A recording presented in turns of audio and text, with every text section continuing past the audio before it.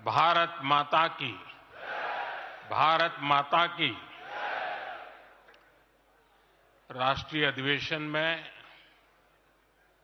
यहां उपस्थित और देश के कोने कोने से जुड़े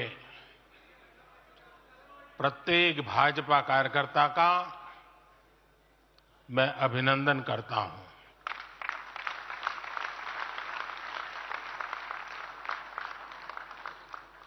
भाजपा का कार्यकर्ता साल के हर दिन 24 घंटे देश की सेवा के लिए कुछ न कुछ करता ही रहता है।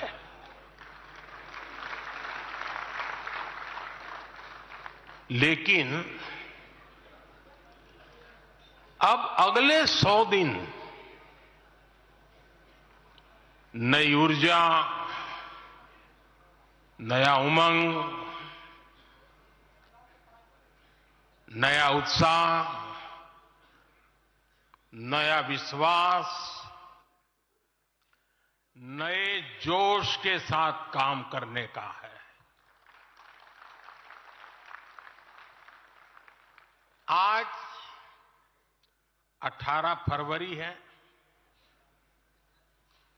और इस कालखंड में जो युवा 18 वर्ष के पड़ाव पर पहुंचे हैं वो देश की 18वीं लोकसभा का चुनाव करने वाले हैं।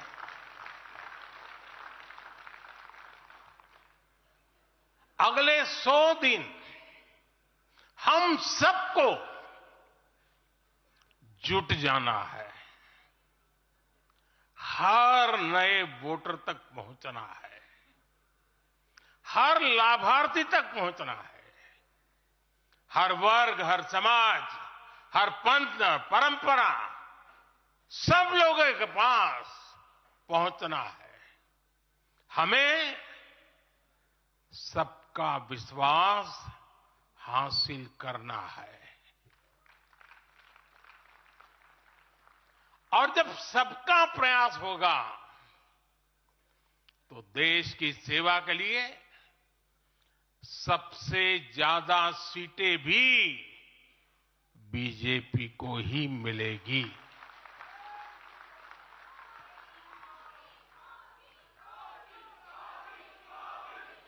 और आज कल मुझे पदाधिकारियों के साथ बैठने का अवसर मिला। कल दोपहर से आप सबके साथ बैठने का अवसर मिला। मैं नड्डा जी को और उनकी पूरी टीम को और आप सबको बधाई देता हूं। जब मैं पदाधिकारियों की बैठक में साल भर के काम का रिपोर्टिंग सुन रहा था, मैं सचमुच में इतना प्रभावित हुआ कि भाजपा के कार्यकर्ता सत्ता में रहने के बावजूद भी समाज के लिए इतना करते हैं, दिन रात दौड़ते हैं, संकटों के बीच भी करते हैं और सिर्फ भारत मां की जय के लिए करते हैं।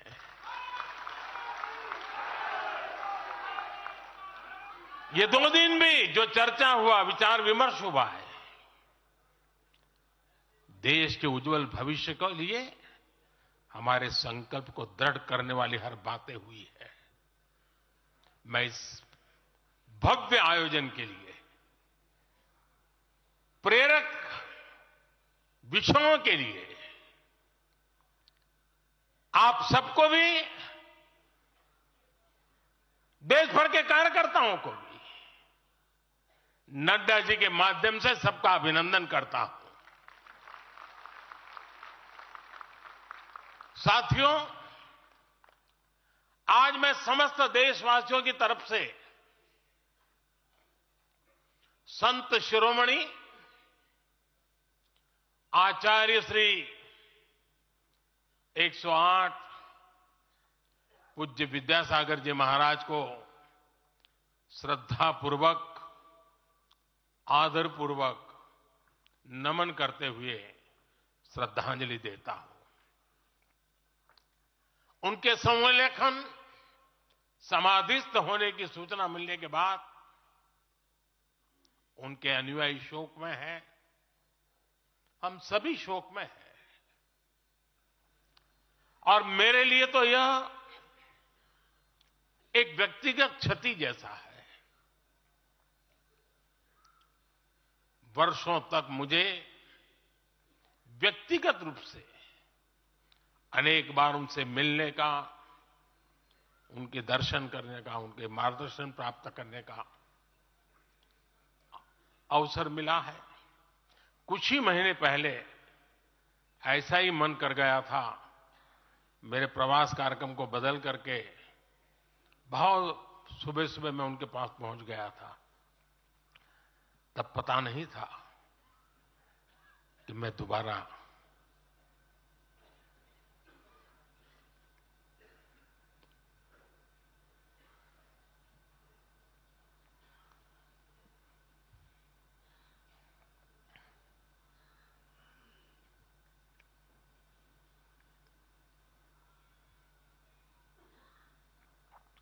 उनके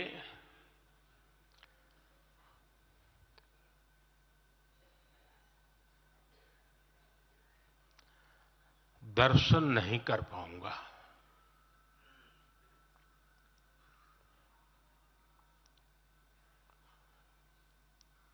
ये मेरा सौभाग्य रहा है कि पिछले 50 से भी ज्यादा वर्षों से मुझे देश के गणमान्य आध्यात्मिक मूर्तियों के निकट रहने का, उनके आशीर्वाद पाने का अवसर रहा है। और इसलिए मैं उस आध्यात्मिक जगत की उस शक्ति को भलीभांति जानता हूं, समझता हूं, अनुभव करता हूं। आपको सुनकर के आश्चर्य होगा कि वे तो दिगंबर परंपरा से थे। उनका जीवन कैसा होता है हम जानते हैं, लेकिन शायद ही कोई ऐसी महत्वपूर्ण घटना ऐसी नहीं होगी या मेरी तरफ से कुछ महत्वपूर्ण किसी काम में मेरा संबंध आया हो, 24 घंटे के भीतर भीतर उसका एनालिसिस करके मुझे उनका संदेश आता था। यानी कितने जागरूक थे।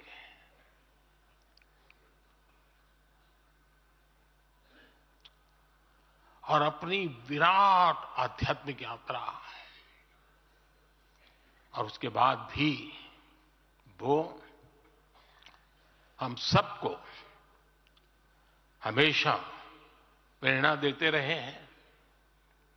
जीवन भर उतनी सौम्यता के साथ उनका लोगों को मिलना, उन्होंने हमारे युवाओं को परंपराओं से जोड़ा, गरीबों तक शिक्षा और स्वास्थ्य की सुविधाएं पहुंचाई।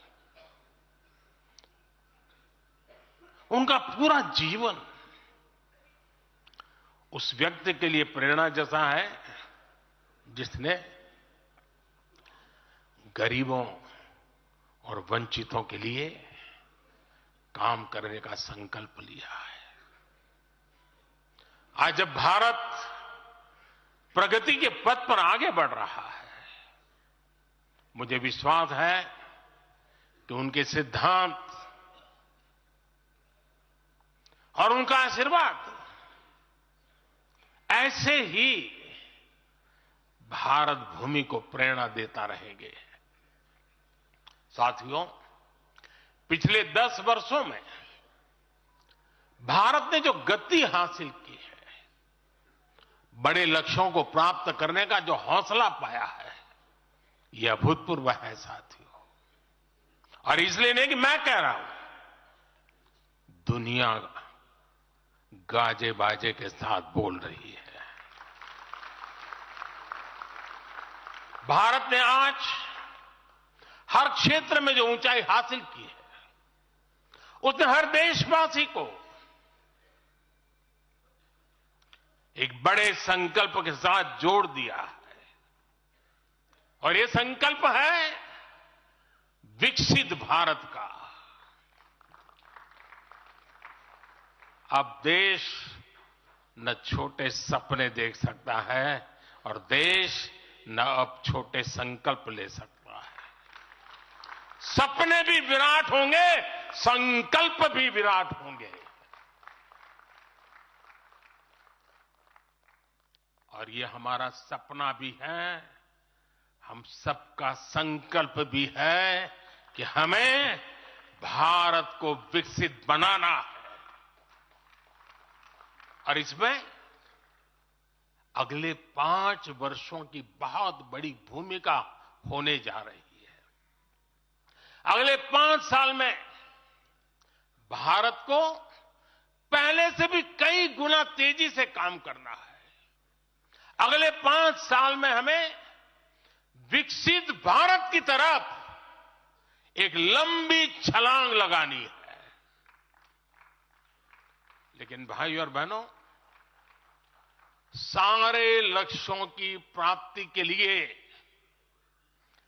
पहली शर्त है सरकार में भाजपा की जोरदार वापसी।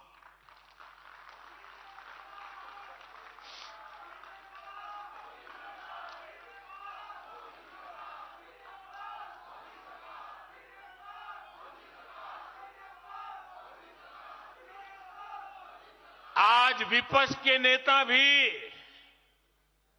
एनडीए सरकार 400 पार के नारे लगा रहे हैं।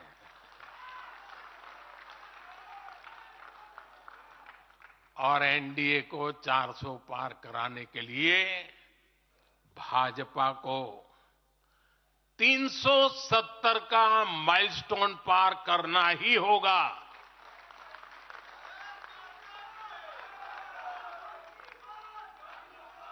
साथियों, कई बार लोग मुझसे कहते हैं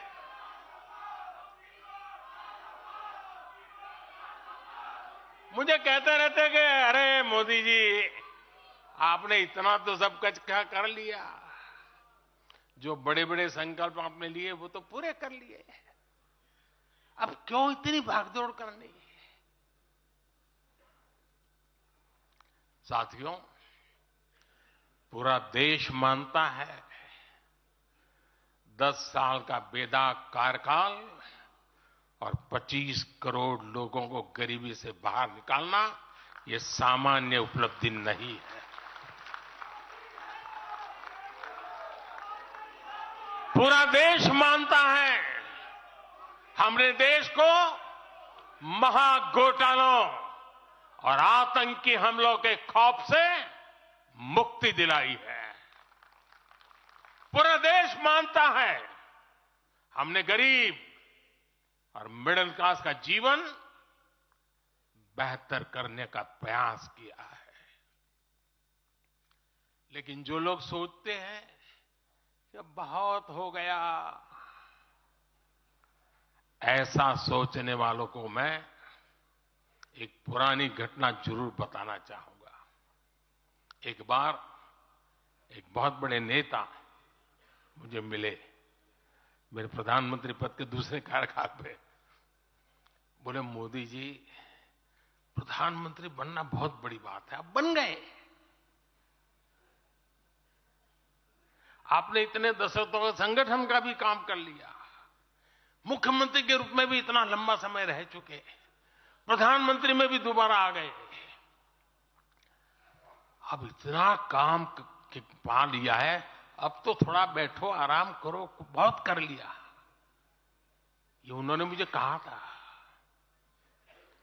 उनकी वो भावना राजनीति के पुराने अनुभवों से थी। लेकिन साथियों, हम राजनीति के लिए नहीं, राष्ट्र नीति के लिए निकले हैं।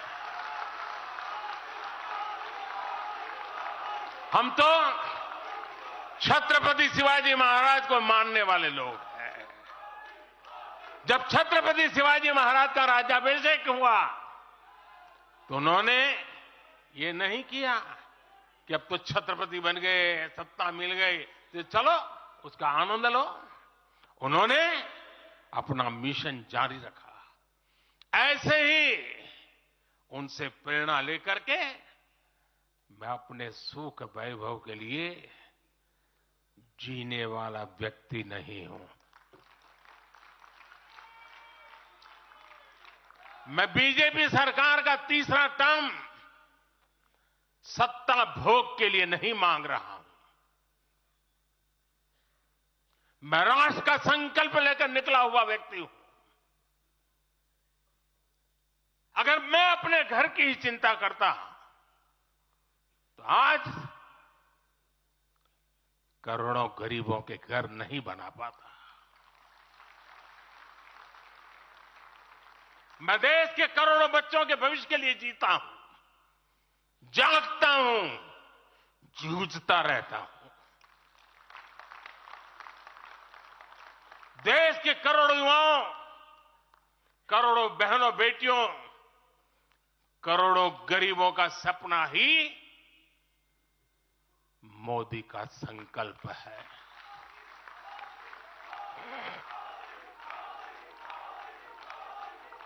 और इस संकल्प की पूर्ति के लिए ही हम सब सेवा भाव से दिन रात एक कर रहे हैं।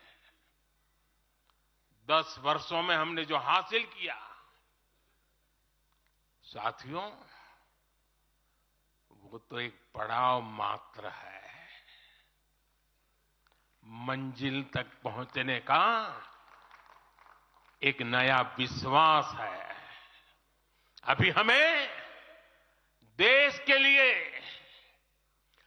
कोटि कोटि भारतीयों के लिए,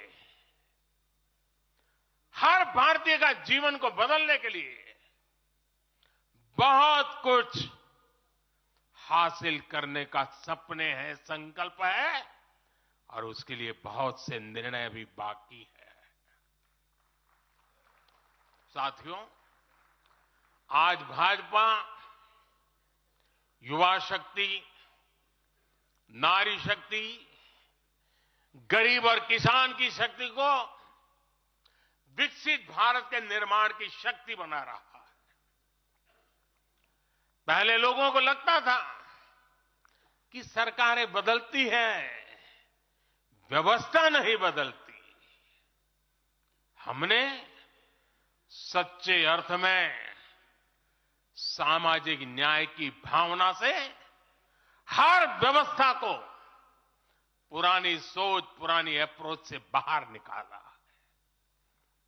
जिनको किसी ने नहीं पूछा, हमने उन्हें पूछा है। इतना ही नहीं, हमने उसको पूजा है। आदिवासियों में भी सबसे पिछड़ी जनजातियों को पहले किसी ने नहीं पूछा। हमने उनके लिए पीएम जनमन योजना बनाई। लाखों विश्वकर्मा परिवारों को किसी ने नहीं पूछा। हमने उनके लिए पीएम विश्वकर्मा योजना बनाई। रेहड़ी, ठेले, फुटपाथ पर काम करने वाले लाखों साथियों के बारे में किसी ने नहीं सोचा। हमने उनके लिए पीएम स्वनिधि योजना बनाई। साथियों, पहले की सरकारों ने महिलाओं के हितों की, उनके जीवन में आ रही परेशानियों की भी कभी चिंता नहीं की। हमारे यहां बेटियों को गर्भ में ही मार डालने की कितनी विराट समस्या थी। हमने इसके लिए सामाजिक चेतना, साथ साथ कड़े कानून, दोनों का सहारा लिया। पहली बार देश में बेटी बचाओ बेटी पढ़ाओ जैसा एक जन आंदोलन चला, जिसका एक बहुत ही सार्थक प्रभाव हुआ। हमने बालिकाओं के, महिलाओं के पोषण पर विशेष बल दिया। हमने पोषण अभियान चलाया ताकि गर्भवती महिलाओं को उचित मदद मिल सके। स्वस्थ महिला ही स्वस्थ संतान को जन्म दे सकती है। गर्भ के समय महिलाओं को उचित पोषण मिले, इसके लिए मातृ वंदना योजना के तहत 3.25 करोड़ से अधिक बहनों को सीधी मदद दी। हमने सुरक्षित मातृत्व अभियान के तहत लगभग 5 करोड़ गर्भवती महिलाओं को हेल्थ चेकअप किया। प्रयास यही था कि माता और शिशु दोनों के जीवन पर पहले जो खतरे रहते थे उन्हें कम किया जा सके। 2014 से पहले महिला सुरक्षा को लेकर कितनी चिंताएं होती थी। हर कोई चिंतित रहता था।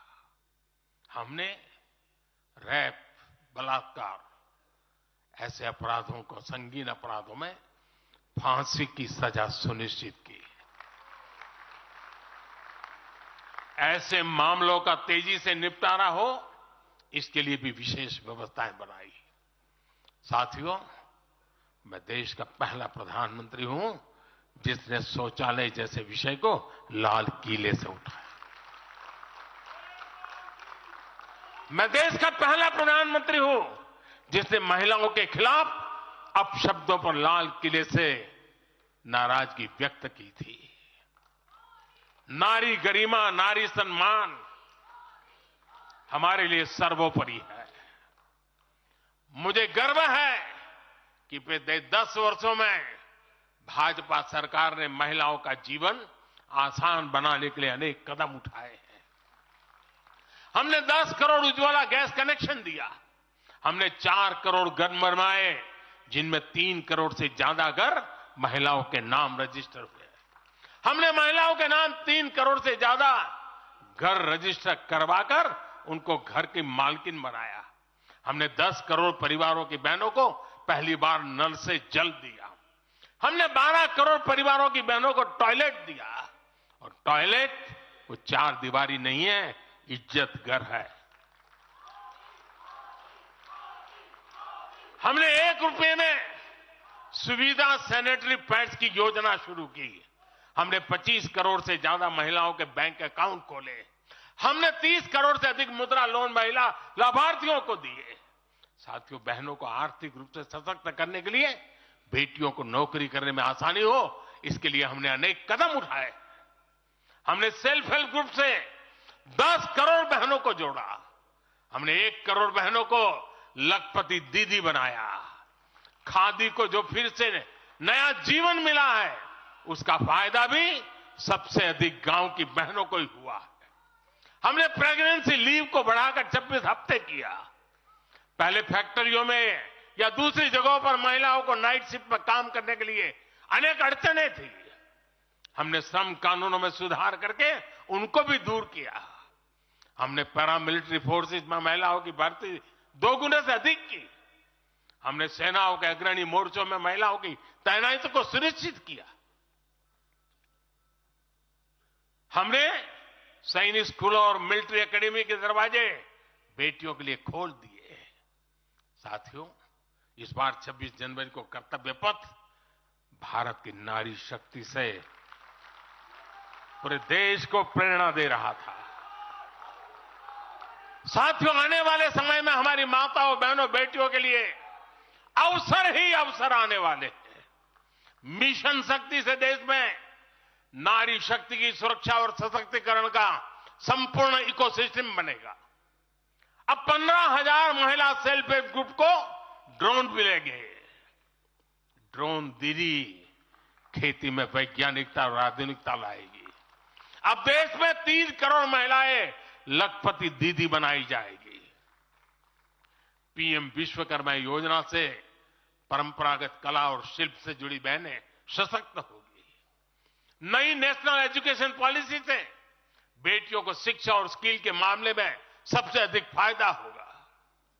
गांव के पास ही बेहतर स्पोर्ट्स इंफ्रास्ट्रक्चर बने, बेटियां हमारी स्पोर्ट्स में कमाल करेगी। साथियों, आज जब मैं बीते 10 वर्षों की तरफ नजर डालता हूं तो कितना ही कुछ याद आता है।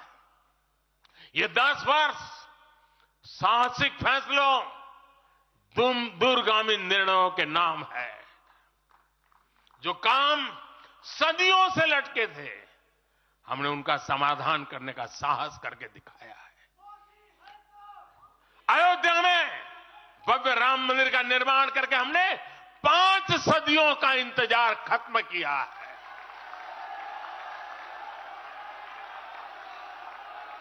गुजरात के पावागढ़ में 500 साल बाद धर्म ध्वजा फहराई गई है। 7 दशक बाद हमने करतारपुर साहिब राहदारी खोली है। 7 दशक के इंतजार बाद देश को आर्टिकल 370 से मुक्ति मिली है। लगभग 6 दशक बाद राजपथ कर्तव्य पथ के नए स्वरूप में सामने आया है। 4 दशक बाद आखिरकार 1 रैंक 1 पेंशन की मांग पूरी हुई है। 3 दशक बाद आखिरकार देश को नई राष्ट्रीय शिक्षा नीति मिली है। 3 दशक बाद आखिरकार लोकसभा और विधानसभा में महिलाओं को आरक्षण मिला है। 3 तलाक की बुराई के लिए विरुद्ध कड़ा कानून बनाने का साहस भी हमने दिखाया है। दशकों से नए संसद भवन की जरूरत महसूस हो रही थी, उसे हमने ही पूरा किया। यह प्रत्येक भाजपा कार्यकर्ता का सौभाग्य है कि वैसी अनेक सिद्धियों का निमित्त बन सके। साथियों, कोई भी देश हो, वो अपना भविष्य तभी संवार सकता है जब वह अपने इतिहास को सहज कर रखता है। बीते वर्षों में भारत ने अपने इतिहास को सहेजा भी है, संवारा भी है। हमने नेशनल वॉर मेमोरियल का निर्माण किया। हमने राष्ट्रीय पुलिस स्मारक बनाई। हमने अंडमान में नेताजी सुभाष और परमवीर चक्र विजेताओं के नाम पर द्वीपों का नामकरण किया। हमने दांडी में नमक सत्याग्रह का आधुनिक स्मारक का निर्माण किया। हमने बाबा साहब आंबेडकर से जुड़े पंच तीर्थ को विकसित किया। हमने रांची में भगवान बिरसा मुंडा की स्मृति में म्यूजियम बनाया। सरदार पटेल को समर्पित स्टैच्यू ऑफ यूनिटी हमारे कार्यकाल में बनी। 31 अक्टूबर को राष्ट्रीय एकता दिवस हमारी सरकार ने घोषित किया। 15 नवंबर को जनजातीय गौरव दिवस के रूप में घोषित करने का अवसर हमें मिला। 14 अगस्त को विभाजन विभीषिका दिवस के रूप में याद करने का निर्णय हमारी सरकार ने लिया। 26 दिसंबर को हमने साहिबजादों की स्मृति में वीर बाल दिवस घोषित किया। 26 नवंबर को संविधान दिवस घोषित करने का फैसला भी हमारी सरकार ने किया और 21 जून को संयुक्त राष्ट्र इंटरनेशनल योगा डे भी हमारी ही सरकार के प्रयासों से घोषित किया। साथियों, विपक्ष के हमारे दल भले ही योजनाओं को पूरा करना न जानते हो, लेकिन झूठे वादे करने में इनका कोई जवाब नहीं रहा है। बावजूद इसके आज एक वायदा करने से ये सारे राजनीतिक दल घबराते हैं। एक भी राजनीतिक दल के मुंह से नहीं सुना होगा आपने। जो वायदा हम कर रहे हैं ना, इसका जिक्र तक करने का उनमें सामर्थ्य नहीं है।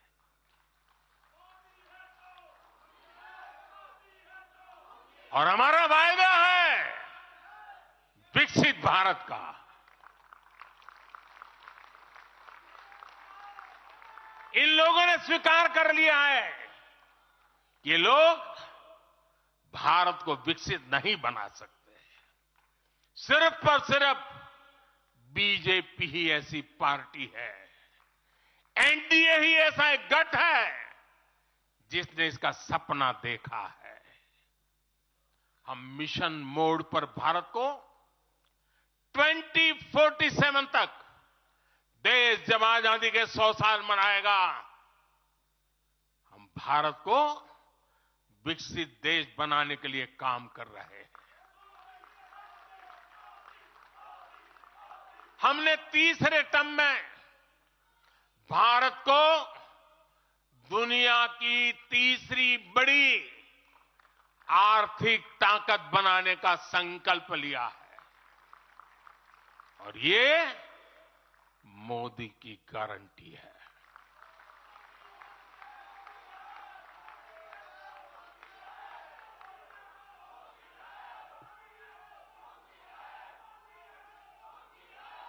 और जब मैं भारत को तीसरी आर्थिक ताकत बनाने की बात करता हूं तो उसका मतलब भी बहुत गहरा है।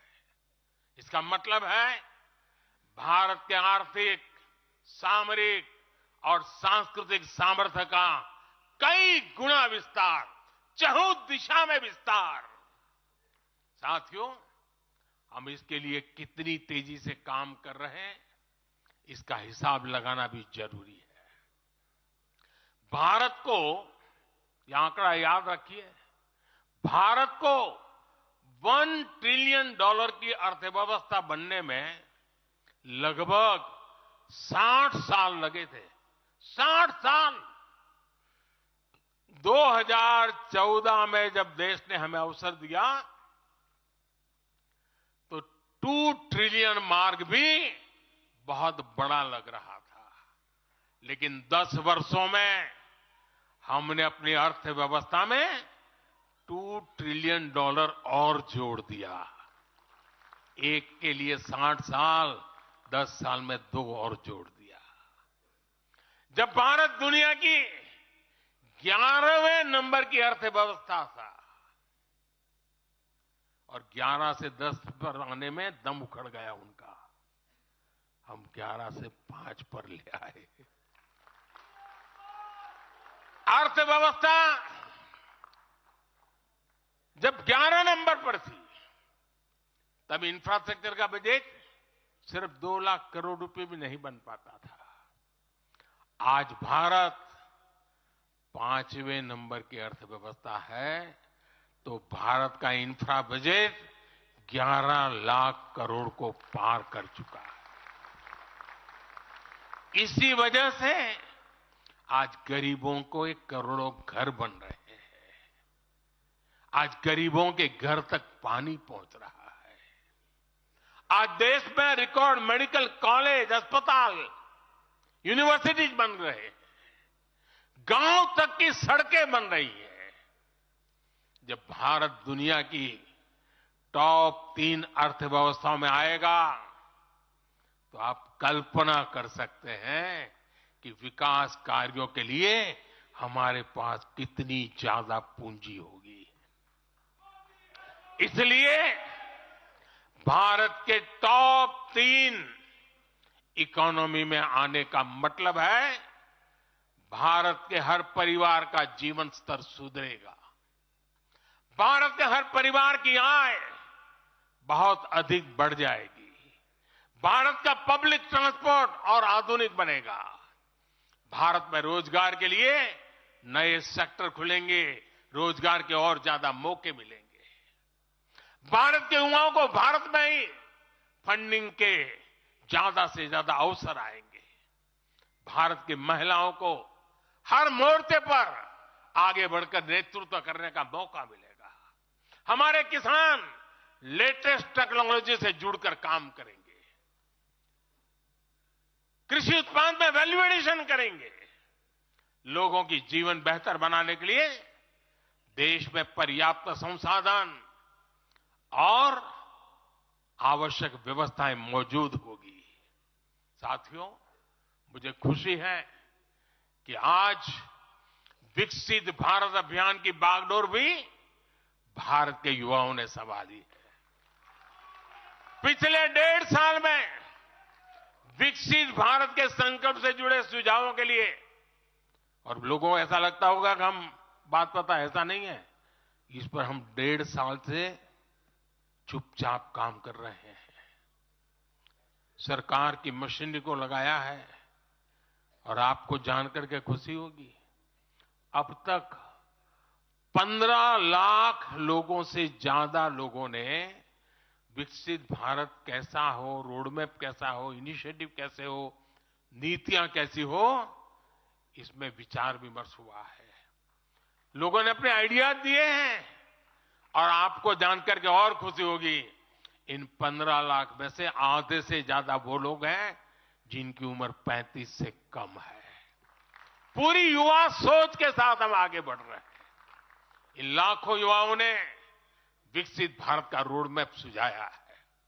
साथियों, युवा ऊर्जा से भरा हुआ भारत आज अपने लिए बड़े लक्ष्य तय कर रहा है और जो लक्ष्य तय करता है अपनी आंखों के सामने उसे प्राप्त भी करता है। हम 2029 में 2029 में भारत में यूथ ओलंपिक के लिए तैयारी कर रहे हैं। हम 2036 में भारत ओलंपिक खेलों की मेजबानी करे इसके लिए काम कर रहे हैं। हम 2030 तक हमारी रेलवे को नेट जीरो टारगेट पर ला करके कार्बन मुक्त करने की दिशा में काम कर रहे हैं। हम 2030 के बजाय अपनी टारगेट डेट से 5 साल पहले ही पेट्रोल में 20% इथेनॉल ब्लेंडिंग का लक्ष्य भी हासिल कर लेंगे। भारत 2070 तक नेट जीरो के लक्ष्य को हासिल करने के लिए भी नीतियां बना रहा है। इसका अर्थ है कि आने वाले समय में हमारे देश में अनगिनत ग्रीन जॉब्स बनेगी। साथियों, विकसित भारत वो नहीं होगा जिसका भविष्य भाग्य के भरोसे हो। इसलिए दूसरे देशों पर भारत की निर्भरता को हम तेजी से कम कर रहे हैं। इसलिए हम देश के लिए बड़े लक्ष्य बना रहे हैं और उनके लिए योजनाबद्ध तरीके से काम भी कर रहे हैं। भविष्य में हम एक ऐसा भारत देखेंगे जिससे लाखों करोड़ रुपए का खाद्य तेल बाहर से लाने की जरूरत नहीं होगी। हमारे पाम ऑयल मिशन की मदद से हमारे किसान इतने सशक्त हो जाएंगे कि वो देश के पैसों की बचत कर सके। बीते कुछ वर्षों में दलहन, तिलहन और श्री अन्न के लिए विशेष नीतियां बनाई है जिससे छोटे छोटे किसानों को मदद हो रही है। भविष्य में भी हमारे किसानों को इनसे और लाभ मिलेगा। किसानों के भविष्य को सुरक्षित करने के लिए हमने देश के कोने कोने में अमृत सरोवर अभियान भी शुरू किया। आजादी का अमृत महोत्सव हम बहुत कुछ कर सकते थे। हम दिल्ली के अंदर कोई एक बड़ा ताबूत खड़ा कर दे के नाम लिखवा सकते थे कि आजादी के अमृत काल में मोदी जी ये बना के गए। हमने आजादी के अमृत वर्ष को जन आंदोलन बनाया और काम क्या किया? तालाब बनाए। हर गांव में जब तालाब बनते हैं ना, वो किसान को सुरक्षित करते हैं, शुद्ध पानी की गारंटी देते हैं, जमीन उर्वरक बना देते हैं। लंबे भविष्य को सोच करके ऐसे काम हम करते हैं। और इस अभियान के तहत देश में अब तक 60,000 से ज्यादा नए सरोवर बनाए जा चुके हैं। 60,000 तालाब, शायद ही किसी सरकार के नसीब में इतना बड़ा काम करने का सौभाग्य आया होगा। ये सरोवर जल सुरक्षा सुनिश्चित करने में किसानों की मदद करेंगे। आज ग्रीन हाइड्रोजन से जुड़े अभियान और सोलर रूफटॉप मिशन के कारण देश रिन्यूएबल एनर्जी के क्षेत्र में भी तेजी से आगे बढ़ रहा है। बहुत जल्द भारत दुनिया का सेमीकंडक्टर हब बनेगा और इससे पूरी दुनिया में नई कंप्यूटिंग रिवॉल्यूशन को भी भारत गति देने का निमित्त बनने वाला है। पोर्ट लेड ग्रोथ से पब्लिक ट्रांसपोर्ट तक आने वाले समय में हर क्षेत्र को नई ऊंचाई मिल सकेगी। साथियों, भाजपा आज देश का एकमात्र दल है जो एक भारत श्रेष्ठ भारत की भावना के प्रति इतना आग्रही भी है और इतना समर्पित भी है। मैं पिछले महीने के अपने अनुभवों को भी कभी भूल नहीं सकता। इस दौरान मुझे भगवान श्री राम से जुड़े कई स्थानों में भ्रमण करने का अवसर मिला। मेरा 11 दिन का अनुष्ठान चल रहा था। उस अनुष्ठान के दरमियान मैं नासिक, लेपाक्षी, त्रिप्रयार, श्रीरंगम, रामेश्वरम, धनुषकोडी मैं इन जगहों पर एक सामान्य साधक के तौर पर गया था। इस दौरान मुझे दक्षिण भारत के विभिन्न क्षेत्रों में लोगों से जो स्नेह मिला, आशीर्वाद मिले, मैं उसका शब्दों में बयान नहीं कर सकता और पॉलिटिकल पंडितों के पैरामीटर में कभी आ भी नहीं सकता है जी। जब मैं सड़कों से गुजर रहा था, लोग अपने वचन से, अपने भावों से मुझ पर अपना आशीर्वाद बरसा रहे थे। इस दौरान मुझे कंब रामायण का पाठ सुनने का अवसर मिला। ये ठीक उसी जगह पर हुआ जहां महान कवि कंबन ने 800 वर्ष पहले अपने रामायण की रचना की थी। आप कल्पना कर सकते हैं उसी स्थान पर बैठ करके जो मैं कंब रामायण सुन रहा था, उस भाव विश्व को मैं ही अनुभव कर सकता हूं। एक ऐसा अद्भुत क्षण था जिसमें एक भारत श्रेष्ठ भारत की भावना पूरी तरह समाहित थी। मुझे विश्वास है कि आप सभी ने भी कम अधिक मात्रा में इसे महसूस किया होगा। हम हमेशा विभिन्न तरीके से देशवासियों को करीब लाने का निरंतर प्रयास करते हैं। एकता के सूत्र में बांधने के लिए हमारी कोशिश रहती है। चाहे संयुक्त राष्ट्र में पहली बार जाकर के कोई तमिल में बोलता है, जगत गुरु बसवेश्वरा का संदेश दूर दूर तक पहुंचाने के लिए हम लेके जाते हैं। काशी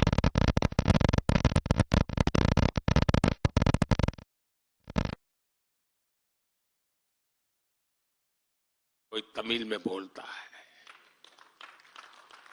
जगत गुरु बसवेश्वरा का संदेश दूर दूर तक पहुंचाने के लिए हम लेके जाते हैं।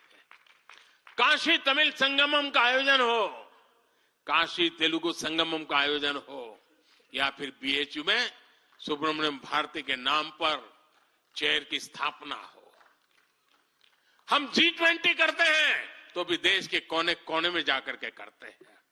हम विश्व के मेहमान आते हैं तो दिल्ली को ही देश नहीं मानते, हम हर राज्य में लेकर के जाते हैं। हमारे राजभवनों में हर राज्यों के स्थापना दिवस बनाए जाते हैं। कोई भी राज्य भवन होगा, नागालैंड का भी वहां स्थापना दिवस मनाया जाएगा और गुजरात का भी मनाया जाएगा, महाराष्ट्र का भी मनाया जाएगा, गोवा का भी मनाया जाएगा। हर राजभवन में राष्ट्रीय एकता का एक प्रकार से उत्सव बना दिया जाता है। हम अपनी विविधता को सेलिब्रेट करते हैं। एक भारत श्रेष्ठ भारत की भावना हमारे दिल के बहुत करीब है। इसे मजबूत बनाने के लिए हम काम करते हैं। साथियों, एक भारत श्रेष्ठ भारत की भावना हमारी गवर्नेंस में भी दिखाती है। हर क्षेत्र के विकास पर हमारा पूरा फोकस है। नॉर्थ ईस्ट का उदाहरण आपके सामने है। पहले की सरकारों में नॉर्थ ईस्ट को पूरी तरह अनदेखा कर दिया गया क्योंकि पार्लियामेंट की सीटें कम है, उनका इंटरेस्ट ही नहीं था। हम वोट और सीटों के हिसाब से काम नहीं करते। मेरे लिए तो मेरे देश का हर कोना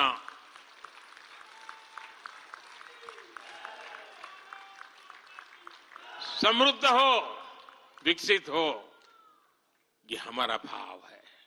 आज चाहे सियाचिन हो या फिर देश के आकांक्षी जिले हो, कोई हमसे दूर नहीं है। वो गांव जिन्हें पहले आखिरी गांव कहा जाता था, हमारे लिए देश के वो पहले गांव बन गए। और मेरे सारे कैबिनेट के मंत्री उन गांवों में रात बिता कर आए।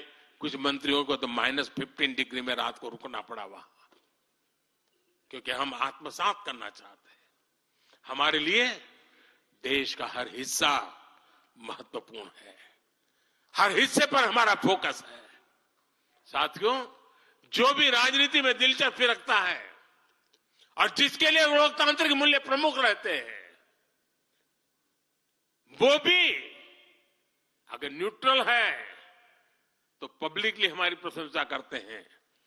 न्यूट्रल नहीं है तो खानगी में तो कर ही देते हैं।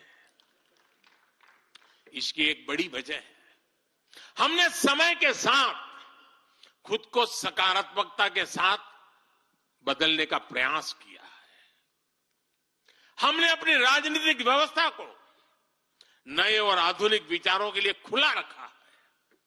आजादी के बाद वर्षों तक जिन्होंने हमारे देश पर शासन किया, उन्होंने एक व्यवस्था बना दी थी। उस व्यवस्था में कुछ बड़े परिवारों के लोगों को ही सत्ता के केंद्र में रहे, उनके आसपास रहने वाले लोगों को ही राजनीतिक ताकत मिलती रही। अहम पदों पर परिवार के करीबियों को ही आगे बढ़ाया गया। हमने इस व्यवस्था को भी बदल दिया। हमने नए लोगों को मौका दिया कि वो हमारी व्यवस्था का हिस्सा बने और परिणाम ला करके दिखाएं। इससे व्यवस्था में नयापन आया और इसका लोकतांत्रिक स्वरूप कायम रहा। हमारी कैबिनेट में रिकॉर्ड संख्या में नॉर्थ ईस्ट के मंत्री हैं। नागालैंड से पहली बार एक महिला राज्यसभा में सांसद बन गई है।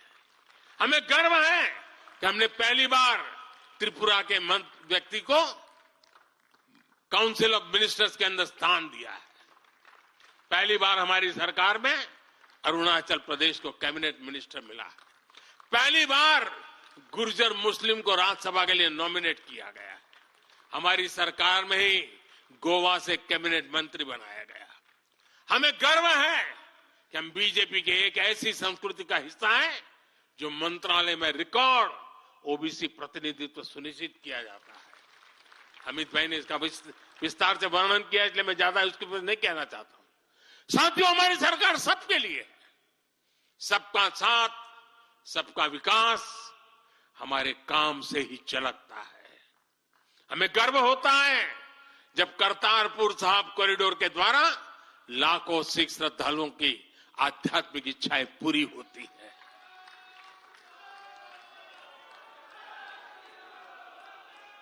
अब कल्पना कीजिए, 70 साल तक भारत की सीमा में रह करके हमारे सिख पंथ के अनुयायी दूरबीन से पाकिस्तान के अंदर करतारपुर साहिब के दर्शन करते थे। हमने रास्ते खोल दिए दोस्तों। अब वो स्थिति बदल गई है। हमने लंगर की वस्तुओं से जीएसटी भी हटा दिया। हमने स्वर्ण मंदिर के लिए एफसीआर रजिस्ट्रेशन सुनिश्चित किया, जिससे विदेशियों को सेवा करने का अवसर मिला है। पहली बार वीर बाल दिवस मनाकर हमने सत्य और न्याय के लिए बलिदान देने वाले साहसजादों को, शौर्य को सम्मान दिया। आज केरल का बच्चा भी जानता है कि साहबजादे का बलिदान कैसा था। नागालैंड का बच्चा भी जानता है कि साहबजादों ने कितना बड़ा बलिदान दिया था। साथियों, अफगानिस्तान से भी गुरु ग्रंथ साहब के स्वरूपों को पूरे सम्मान के साथ भारत लाए। इसके साथ ही हमारी सरकार ने हज की प्रक्रिया में सुधार करके यात्रा को सुविधाजनक बनाया। आज बिना महरम के हज करना भी संभव हुआ है। इससे महिलाओं के लिए भी हज करना आसान हुआ और हजारों महिलाएं गई। साथियों, 2014 में जब मैंने शपथ ली तो हमारे कई आलोचक कहते थे, मोदी जी एक राज्य के बारे उनका क्या अनुभव है, इतना बड़ा देश, इतनी बड़ी दुनिया, ये मोदी क्या करेगा, कैसे करेगा। ठीक है, गुजरात चलाया होगा, लेकिन वो सब सोच लें, देख लें, विदेश नीति को लेकर बड़ी बड़ी बातें कही जाती थी। अभी मैं कुछ दिन पहले ही यूएई और कतर से जाकर के आया हूं। तमाम देशों से हमारे रिश्ते कैसे मजबूत हैं, ये आज दुनिया देख रही है। आज पश्चिमी एशिया के देशों से हमारे संबंध अब तक की सबसे मजबूत स्थिति में है।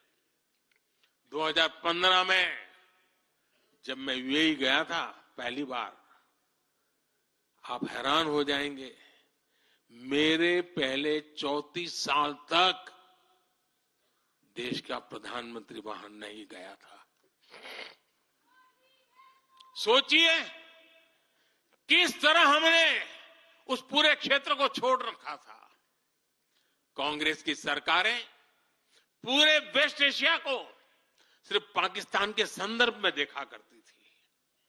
उन्हें भारतीयों की शक्ति और उनके विश्वास पर भरोसा ही नहीं था। लेकिन आज भारत इस क्षेत्र से संबंधों का नया अध्याय लिख रहा है। पहले लोग सोचते थे कि बस तेल का इंपोर्ट कर लेते हैं और यहां से कुछ लेबर बेच देते हैं ताकि उनको रोजी रोटी मिल जाए। लेकिन अब ऐसा नहीं है। आज ट्रेड, टेक्नोलॉजी, टूरिज्म ऐसे अनेक क्षेत्रों में हमारे संबंध बहुत बेहतर हैं और हम निरंतर विकास कर रहे हैं। यहां तक कि अरब के 5 देशों ने मुझे अपना सर्वोच्च सम्मान तक दिया है। यह सम्मान मोदी का नहीं है, 140 करोड़ भारतीयों के सामर्थ्य का सम्मान है। और भाइयों बहनों, विदेश नीति के जो भी जानकार हैं, वो विदेश से मिले हर संकेत भी पकड़ ले रहे होंगे। आज अलग अलग देशों में सत्ता और विपक्ष के दल एक खुलकर मानते हैं कि भारत के सशक्त होने से पूरी दुनिया का हित होने वाला है। ये पूरी दुनिया मानने लगी है। आज हर महाद्वीप में भारत का सम्मान, भारत की ताकत बढ़ रही है। हर देश भारत से गहरे संबंध बनाने पर जोर दे रहा है। और इन सब के बीच कोई देश हमारी सरकार से बातचीत के लिए, आप जानकर के हैरान होंगे, अभी तो चुनाव बाकी है, लेकिन मेरे पास जुलाई, अगस्त, सितंबर के डेट पड़े हुए निमंत्रण दे करके। इसका अर्थ क्या है? इसका अर्थ है कि दुनिया के विभिन्न देश भी बीजेपी की सरकार की वापसी को लेकर पूरी तरह आश्वस्त है। वो भी जानते हैं, दुनिया का हर देश जानता है, दुनिया की हर शक्ति जानती है, आएगा तो साथियों, कांग्रेस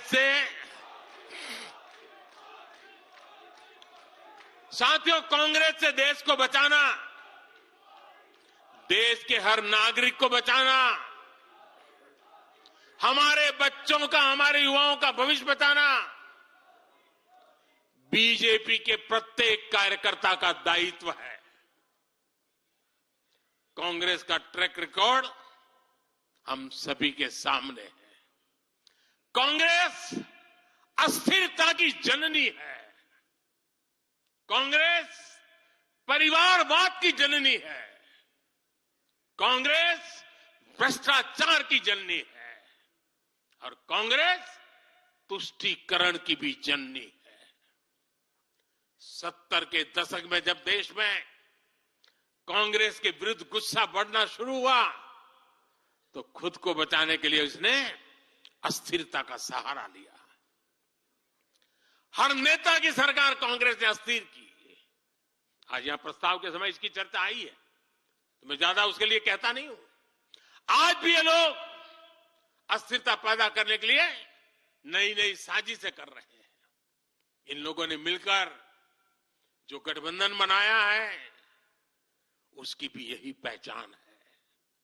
कांग्रेस के पास विकास का एजेंडा नहीं है, फ्यूचर का रोड मैप नहीं है। ये देश को कभी भाषा के आधार पर तो कभी क्षेत्र के आधार पर बांटने में जुटे हुए हैं। साथियों, कांग्रेस का एक सबसे बड़ा पाप ये रहा है कि वो देश की सेनाओं का मनोबल तोड़ने से भी पीछे नहीं रहे। भारत की राष्ट्रीय सुरक्षा और सामरिक शक्ति को नुकसान पहुंचाने में कांग्रेस ने कोई कसर नहीं छोड़ी है। जब भी देश के रक्षा क्षेत्र में कोई बड़ा काम हुआ, जब हमारी सेनाओं ने कोई उपलब्धि हासिल की, कांग्रेस ने हर बार उन पर सवाल उठाए। आप सिर्फ सोचिए कि 5 साल पहले इन लोगों ने क्या कहा था। इन लोगों ने हर कोशिश की कि हमारी वायुसेना को राफेल जैसे एडवांस एयरक्राफ्ट न मिल पाए। इन्होंने अब प्रचार किया कि हिंदुस्तान एरोनॉटिकल लिमिटेड को, HAL को खत्म किया जा रहा है। ये लोग तो HAL के बाहर फोटो तक खींचवाने के लिए चले गए थे। लेकिन देखिए HAL आज कैसे धूमधाम से आगे बढ़ रहा है। आज देखिए कितने सारे ऑर्डर आज उनके यहां बुक किए गए हैं। आज जरा देखिए HAL का मार्केट वैल्यू कितना बढ़ गया है। ये वही लोग हैं जिन्होंने हमारी सेनाओं के सर्जिकल स्ट्राइक करने पर उनके पराक्रम पर सवाल खड़ा कर दिया। जब एयर स्ट्राइक हुई तो उसकी सफलता के प्रमाण मांगे जाने लगे। कांग्रेस भारतीय सेनाओं के अपमान का कोई मौका नहीं छोड़ती। साथियों, कांग्रेस कितनी कंफ्यूज है, इसका उदाहरण मैं आपको देना चाहता हूं।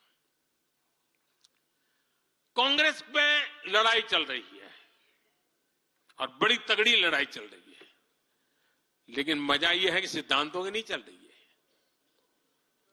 योजनाओं को समझ में नहीं चल रही है। लड़ाई क्या चल रही है आपको जानकर के आश्चर्य होगा। क्या लड़ाई है? कांग्रेस में एक वर्ग है जो कहता है कि मोदी से तीखी नफरत करो, मोदी पर व्यक्तिगत आरोप लगाओ, मोदी की छवि खराब करने के लिए हर हथकंडे अपनाओ। एक वर्ग है। कांग्रेस के अंदर एक दूसरा वर्ग भी है जो कांग्रेस की मूल परंपराओं से निकला हुआ है, जो कहता है कि मोदी पर व्यक्तिगत आरोप, नफरत से कांग्रेस को बाहर निकालो, इससे कांग्रेस को और ज्यादा नुकसान होता है। यानी कांग्रेस हमसे सैद्धांतिक मुद्दों पर लड़ाई नहीं लड़ रही है। कांग्रेस इतनी हताश है कि उसमें सैद्धांतिक विरोध, वैचारिक विरोध का साहस भी नहीं बचा। इसलिए गाली गलौज और मोदी पर झूठे आरोप ही उनका एकमात्र एजेंडा बन गया है। साथियों, लाल किले से मैंने कहा था यही समय है, यही समय है, यही समय है। भारत के इतिहास में आज वो समय आ गया है जब हमें अपने देश का भाग्य बदल देना है। और साथियों, मैंने देशवासियों को लाल किले से कहा था और आपको तो कई बार कह चुका हूं। मैंने देशवासियों को कहा था कि अगर आप 10 घंटे काम करेंगे तो मोदी 11 घंटे काम करेगा। अगर आप 12 घंटे काम करेंगे तो मैं 13 घंटे काम करूंगा। अगर आप 14 घंटा काम करेंगे तो मैं 15 घंटे काम करूंगा। मेरे साथियों, देश भर के मेरे कार्यकर्ताओं, देश भर के मेरे देश को उज्जवल भविष्य के लिए आशा लगाकर बैठे हुए लोगों से मैं कहना चाहूंगा, आने वाले 100 दिनों तक बीजेपी के हर कार्यकर्ता को अपने लिए नए लक्ष्य बनाने होंगे, उन्हें प्राप्त करना होगा। बीते वर्षों में भाजपा सरकार की योजनाओं का लाभ करोड़ों लाभार्थियों को मिला है। हमें हर लाभार्थी तक पहुंचना है। और मेरी एक व्यक्तिगत प्रार्थना है, करोगे? जरा हाथ ऊपर करके बताइए, करोगे? करोगे? हर लाभार्थी के पास जाइए, उनको कहना कि प्रधान सेवक नरेंद्र मोदी ने उन्हें प्रणाम कहा है।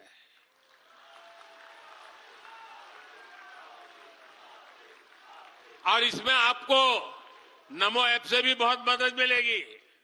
आप नमो ऐप के जरिए मेरा प्रणाम और मेरी चिट्ठी उन लाभार्थियों तक जरूर पहुंचाएंगे। किसी भी बूथ में एक भी फर्स्ट टाइम वोटर ऐसा ना हो जिस तक बीजेपी का कार्यकर्ता पहुंचा ना हो। आपको उन्हें पिछले 10 वर्षों के काम और आने वाले 5 वर्षों के प्लान, इसके विषय में जरूर बताना है। मैं आपको उन्हें नमो ऐप पर विकसित भारत का ब्रांड एम्बेसडर बनाने के लिए हमें उसको जोड़ना है। वो हमारा एम्बेसडर है। मतदान के दिन इन सभी मतदाताओं को बूथ पर लाकर हमें कमल निशान पर मतदान करवाना है और जहां एनडीए के साथी हो उनके निशान पर मतदान करवाना है। साथियों, हमें याद रखना है, हमें सिर्फ सरकार बनाने के लिए लोगों को नहीं जोड़ना, बल्कि देश बनाने के लिए भी तो लोगों को जोड़ना है। जो किसी भी कारण से अभी भी भाजपा से दूर है, उन तक हमें पहुंचना है। सबका साथ, सबका विकास ही हमारा मंत्र है। हमारे स्वतंत्रता सेनानियों ने जो सपने देखे थे, अब उन्हें पूरा करने का समय आ गया है और इसके लिए भाजपा जरूरी है। इसके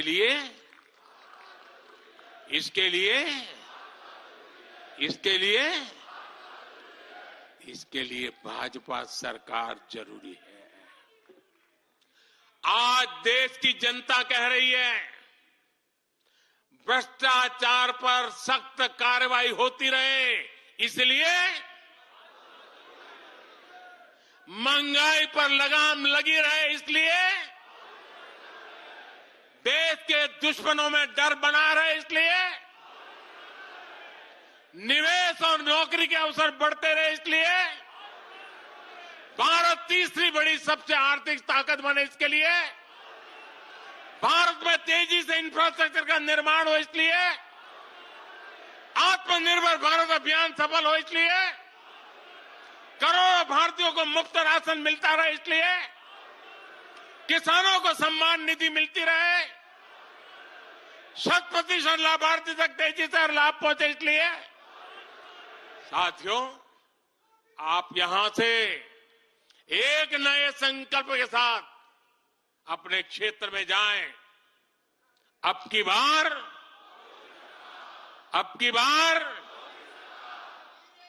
400 पार, अब की बार इस मिशन पर हमें जुट जाना है। आप सबको मेरी तरफ से अनेक अनेक शुभकामनाएं हैं। मेरे साथ बोले, भारत माता की, भारत माता की, भारत माता की।